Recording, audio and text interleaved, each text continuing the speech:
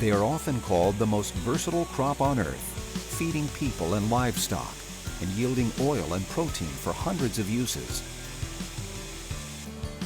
North Carolina farmers in almost every county grow millions of bushels of soybeans every year.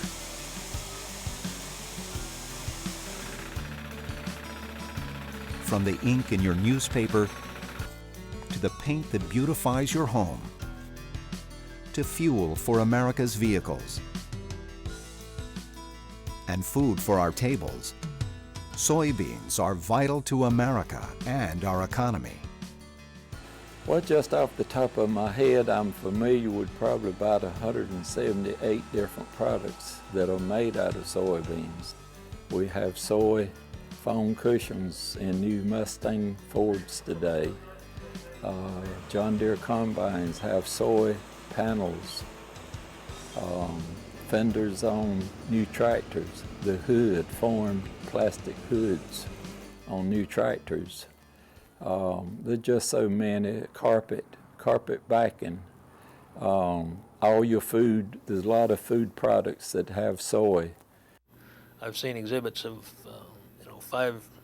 50 grocery products, and can you pick the one that's got soybeans in it, and folks have trouble figuring out which one of the 50 it is. Well, it's all 50 of them. So there are a lot of products in the grocery shelf that have got soybeans one way or another in them that we don't expect to have soybeans. And then we get into some non-conventional uses. We've got crayons made out of soybeans. We can make ink out of soybeans, and a high percentage of the color ink that's used in the Sunday newspaper is soybean based. Soybeans can earn North Carolina farmers as much as $450 million in a good year. Soybeans are a fairly significant commodity to the state. In fact, we have more acres of soybeans than any other row crop. Dollar-wise, it's typically second or third most, so it's a pretty significant crop for the state, both for the agriculture as well as the economy in general. Directly or indirectly, soybeans feed North Carolinians every day. Sometimes we eat the soybeans themselves.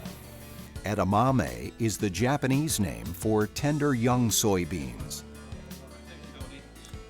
More often, we consume foods made with soy, or chicken and pork raised on feed made of protein-rich soy meal.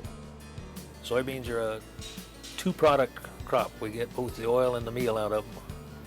And the meal particularly, very valuable within the state because we've got the big livestock industry, poultry and hogs. We are codependent. Our livestock industry is one of the best allies to us. It's a bean farmer. I think some farmers would overlook and say, well, what happens to the livestock's not going to affect me, but it sure is. It's going to affect you in the long run. Soybean farmers are working with the animal agriculture industry to develop the most nutritious and efficient feed products for pigs, chickens, and fish. The number of soybean growers has declined in recent years, but the number of acres tended by a typical soybean farmer has increased. It's not unusual for a farmer to have 2,000 acres in soybeans. Some producers have thousands more. The tremendous investments in equipment and land mean that farmers have to do lots of things well just to stay in business. We have to wear many different hats and be able to be an accountant, be able to be a bookkeeper, be able to be a welder, a mechanic, and then to be a plant specialist. It's nothing like it was, say, 50 years ago. In a sense, we're both blue-collar and white-collar workers. Of course, we're blue-collar most of the time in our everyday workings, but there are times when of course, we're entrepreneurs and we're managers. We're running a business.